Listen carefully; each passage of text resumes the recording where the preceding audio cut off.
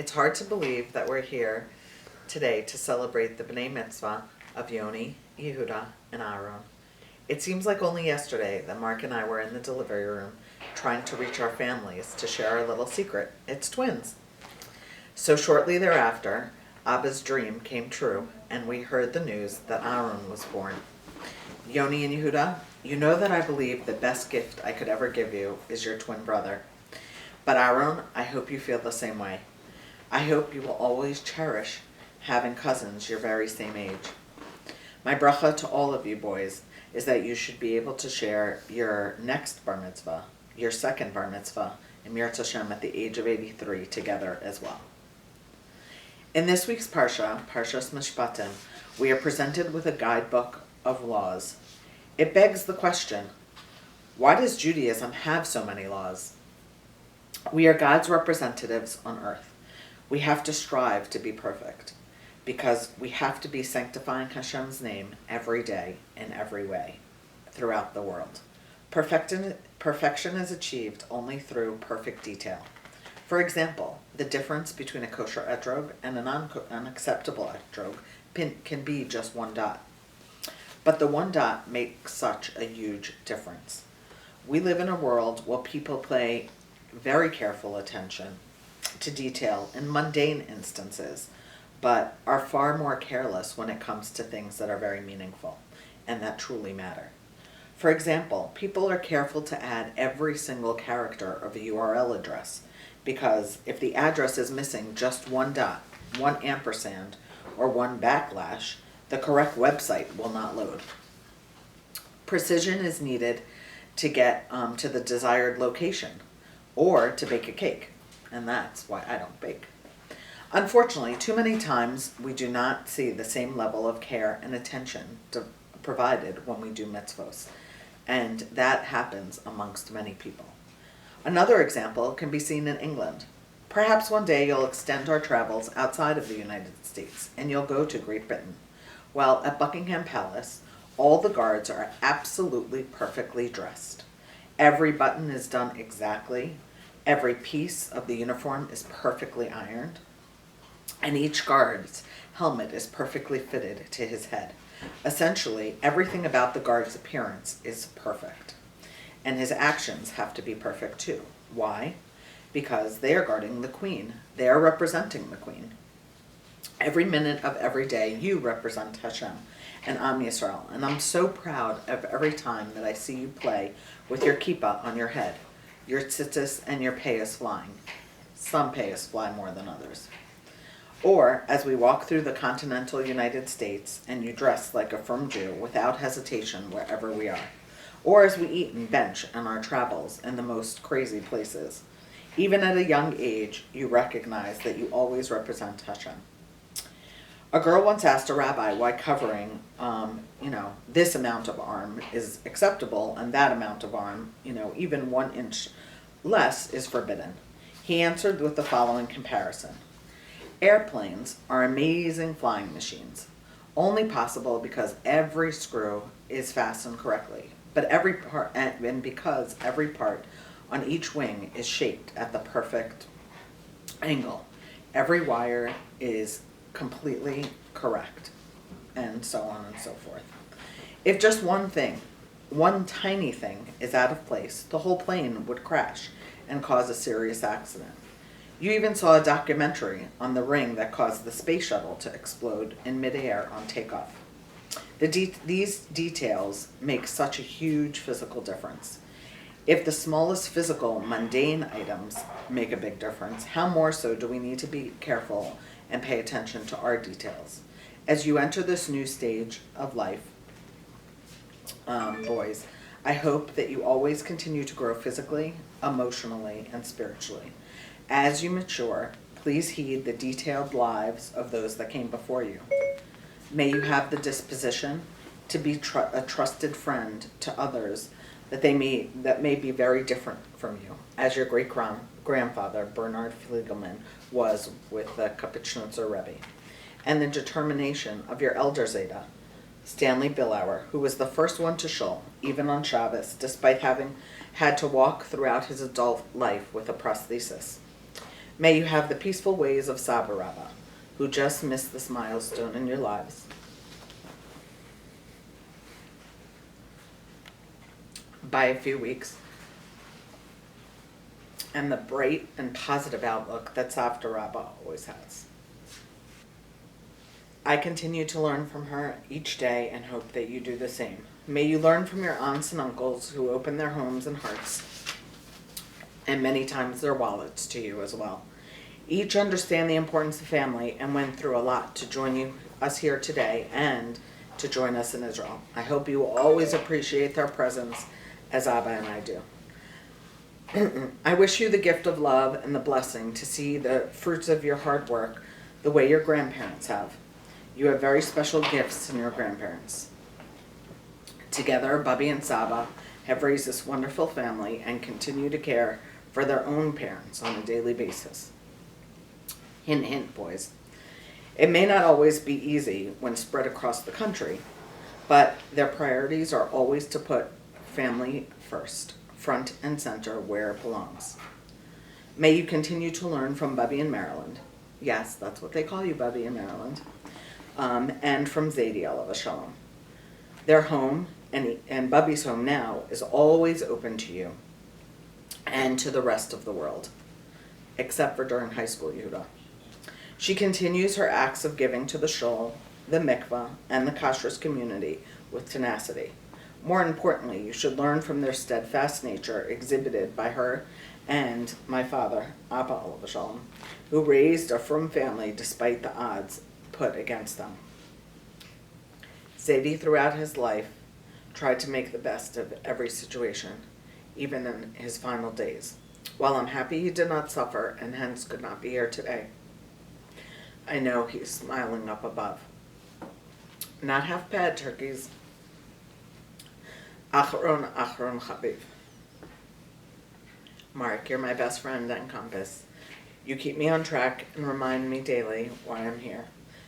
May Hashem grant us many more years together. Kudos to you on this bar mitzvah and on our upcoming anniversary. I would like to start off my speech by thanking everyone for coming and sharing in my bar mitzvah, especially those who came from far away to be with us today. Looking at the Wikipedia list of twins, there are some very famous ones that you might have heard of, like the football players Randy and Tiki Barber from the New York Giants, the New York Rangers' very own Henrik and Joel Lundqvist.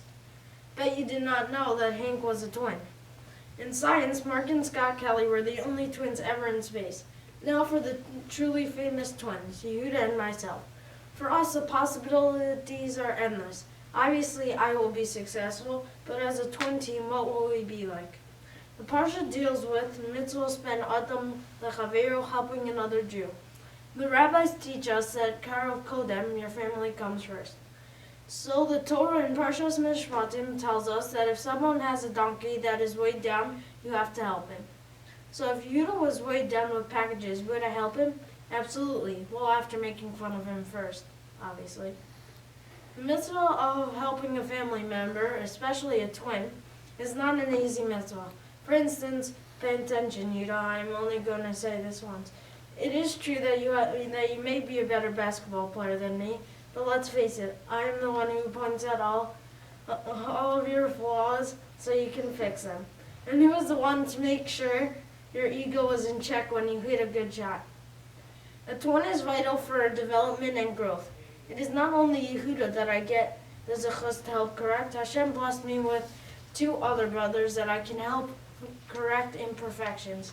Now will we be the next famous set of twins that everyone knows their name and reach the ultimate level of greatness appearing on the Wikipedia list of famous twins? If Yehuda pulls his weight, I am sure we will. But even if we don't, it is a privilege to have this twin for life. Now we're up to thank you part of the speech. I would like to thank our cousin, Ronnie Bergman, for helping me with the landing even after my father already taught it to me. Thank you to my aunts for my beautiful tefillin bag, and to my Uncle David and Aunt Daphne for the candy, and Alana. Thank you, Uncle Daniel and Aunt Leah, for my Passaic home and to Aunt Laura family for making the Torah candies for the kids. Thank you to Uncle Josh, Aunt Amelia, and Uncle Hanan for coming all the way from the West Coast to be with us today. I am sorry Saba Rabba, Great Grandpa, and Zadie could not be here to see this monumentous day in my life, but I am so happy that Safta Rabia was able to make it. Safta Rabba, you have been our inspiration, and we miss spending that time with you in Florida. Saba, Bubby, and Bubby, you are the best, and we love spending time with you in Brooklyn and in Maryland, and not just for the TV. Thank you to the Shoal and West Orange community for making this day that I will never forget. Last but not least, I would like to thank my family. I would like to thank Ellie and Effie. No, I would like to mention Ellie and Effie. It is nice being a twin combo sometimes. Ima, thank you for coordinating this simcha for us. I hate to admit it, but your ideas were actually good, and I know the weekend will be great. Abba, thank you for working with me on my learning and learning each day and for being my late night partner. I like you both. Life as a triplet is not all that it's cracked up to be. First of all, Yoni claims to be born first. It is true that he came out first, but that's only because my mother had a C-section. I was supposed to be the one born first. Actually, Aaron was supposed to be born first by a month, but we won't get into that. But the fact remains that both of them stole my thunder.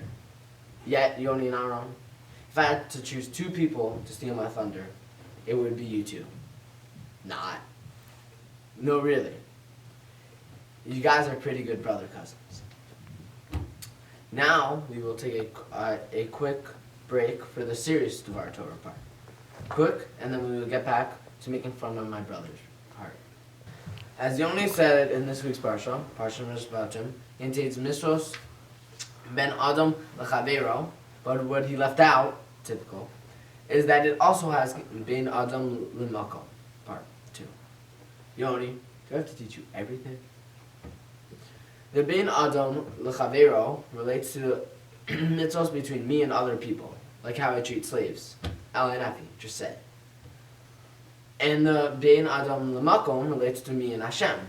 Which do you think is stricter? My parents, of course. But I was referring to the mitzvahs.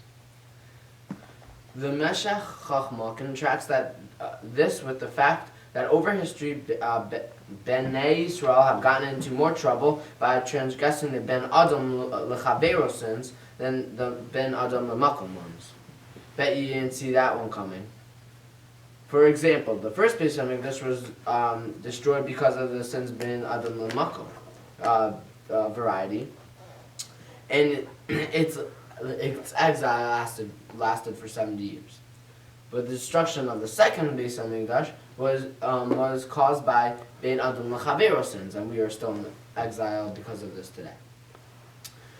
So what I'm saying is that even though it is exciting to put on tefillin and be counted for a minyan, the first thing I have to master is what they taught me in kindergarten about how to treat other persons with respect. So I start by saying nice things about everybody. I want to thank my cousin Ronnie for tutoring me about my bar mitzvah parsha that I thought I knew, but I won't go there. I hope I made you proud. Thank you to all my aunts, uncles, cousins, family, friends, and West Orange community for coming from far and wide to make this bar mitzvah special, and for being an awesome part of my life. Thank you to Safta Rabba for having us in Florida each year. We really love the time we spent with you there. And I'm sorry Saba Rabba was not able to be with us today, but I'm very happy that he saw me receive my tefillin. Saba, Bubby, and Bubby, or Bubby squared. TV, movies, junk food, fun, enough said.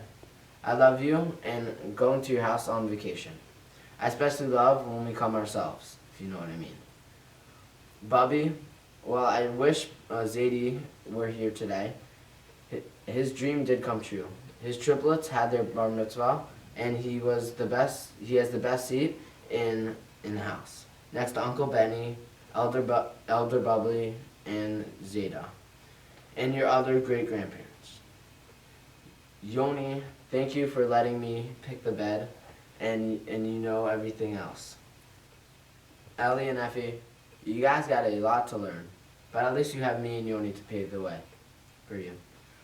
You guys are really good brothers, sort of. Ima and Abba, thank you for taking care of me these past 13 years. And I know I only gave you a hard time, so I could fine-tune your skills.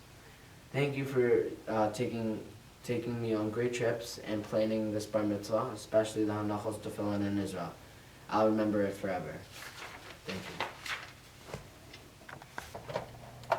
My name is Yuda Spivak, and I approve this message.